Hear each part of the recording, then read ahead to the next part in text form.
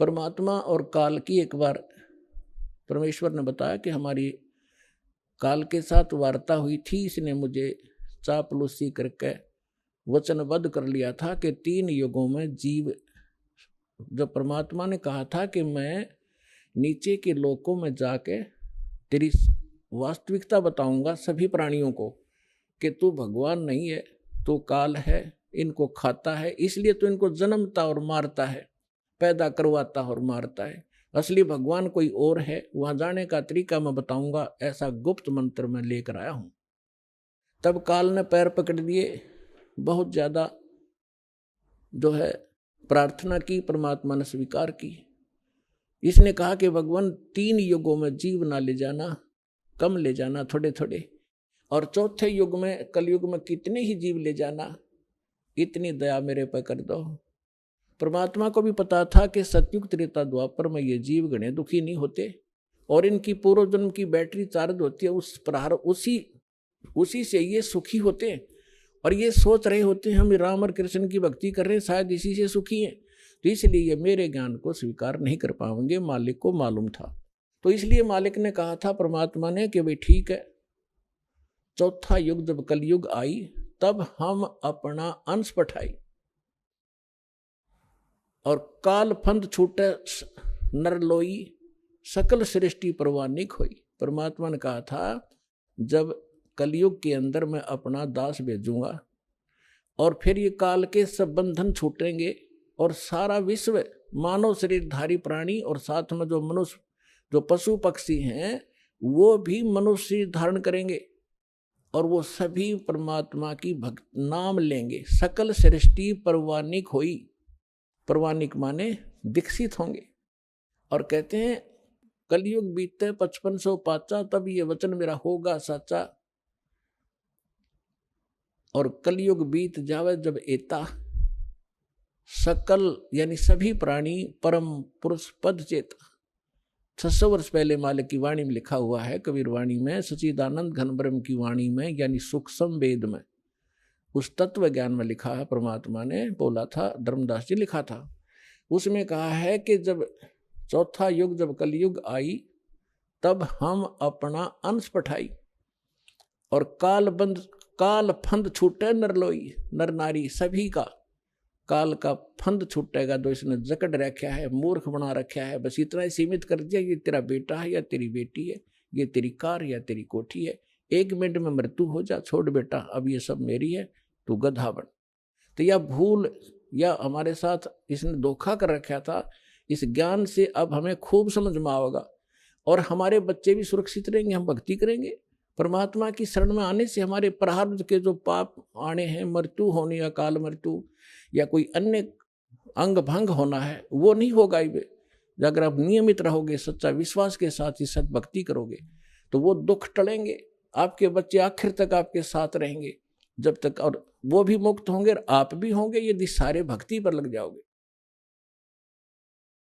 तो परमात्मा ने कहा था कि सकल सृष्टि परवानिक होई, काल फंद छूटे नरलोई। काल का जो बंधन है, कर्मों से बांध रखा इसने, और ये सब छूटेगा और सारी सृष्टि उपदेशी होगी। कलयुग बीते 5500 पाचा।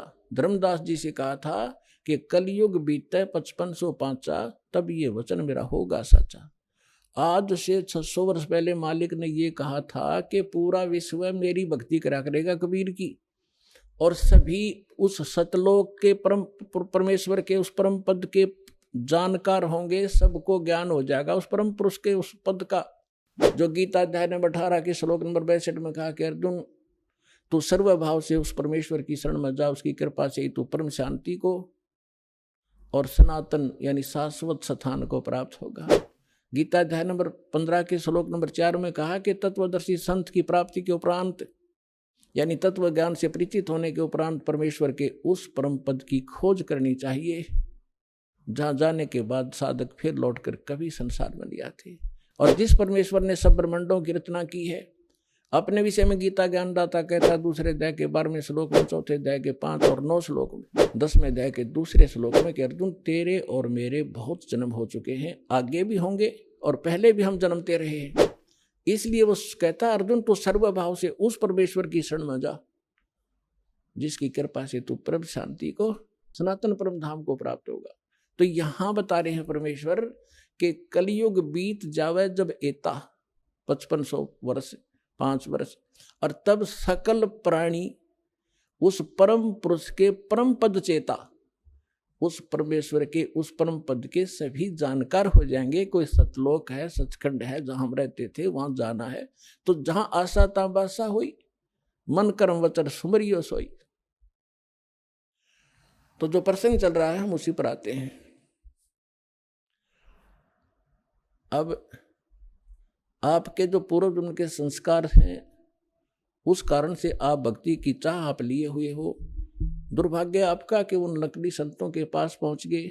तो परमात्मा ने कहा था कि जब कलयुग 5505 बीत जाएगा, उसमें सभी पंथ और सभी जितने भी मजहब अपना, उनके धर्म गुरु, वर्तमान गुरु जो भी ज्ञान रखते हैं वो सब सुना चुके होंगे, उनकी बहुत बड़ी पुस्तकें बन चुकी होंगी। उसके बाद मेरा दास जाएगा और उन्हीं सदग्रंथों को, जिन सदग्रंथों पर प्रत्येक मानव आधारित है, जो भी जिस मजहब धर्म से संबंध रखता है, उन्हीं से यथार्थ ज्ञान उनके रूबरू करेगा। उसके लिए परमात्मा ने सबसे पहले आपको ये इंस्ट्रूमेंट बनवाए, प्रोजेक्टर बनवाए, टीवी चैनल बनवाए। दास आपको तो अब समझ में आएगी कि ये क्या हो रहा है, और आपको इतना तो ज्ञान है कि आज से 10-12 वर्ष पहले इनका नामो निशान नहीं था, और पीछे जाओगे तो किधर सोच भी नहीं थी कि ये ऐसे इंस्ट्रूमेंट बनेंगे। यदि मानव बना सकता तो बहुत पहले बना लेता इसको। ये परमात्मा का दिया हुआ ज्ञान बुद्धि है, पूरा विश्व उसके बालक हैं। कहीं से भी इसने किसी क्षेत्र से, पृथ्वी के किसी कोने से भी इंस्ट्रूमेंट किसी भी अपने बच्चे से बनवाया, ये गॉड गिवन माइंड है। मानव जीव सत्र का ये नहीं बना सकता। ये इसलिए बनवाया दाता ने, पहले आपको शिक्षित किया। अब इस दास का जन्म 1951 में हुआ, तब तक शिक्षा का कोई नामो निशान नहीं था। इक्का दुक्का की तो पढ़ा करता कोई, और उसके बाद एकदम बाढ़ सी आ गई। इतने आकर्षित हुए, कारण कुछ भी बिना, चाहे रोजी रोटी के लिए सबने डिवोट कर दिए अपने बालक।